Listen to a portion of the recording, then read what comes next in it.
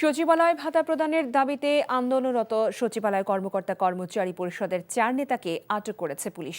তাদের দাবি মোতাবেক সরকার প্রজ্ঞাপন জারির দাবিকে আজ সচিবালয়ে গাড়ি চলাচল বন্ধ করতে চাইলে পুলিশ তাদের 4 জনকে আটক করে। এর আগে তারা সচিবালয়ে সমাবেশ করে বৃহস্পতিবারের মধ্যে প্রজ্ঞাপন না দেওয়া হলে রোববার থেকে সচিবালয়ে কর্মবিরতির ঘোষণা দেন। তারপর তারা সচিবালয়ের রাস্তা অবরোধ করতে চাইলে পুলিশ তাদের সরিয়ে দেয় এবং 4 জনকে আটক করে। পুলিশ জানিয়েছে আটককৃতদের বিরুদ্ধে যাচাই বাছাই করে আইনি ব্যবস্থা নেওয়া হবে।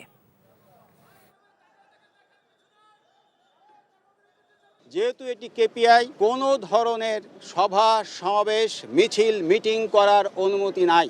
এই মুহূর্তে আমরা এই অন দ্য স্পট 4 জনকে গ্রেপ্তার করেছি এবং এইটা যদি অব্যাহত থাকে, যত মানুষ আইন ভঙ্গ করবে আমরা সবাইকে আইনের আওতায় আনব।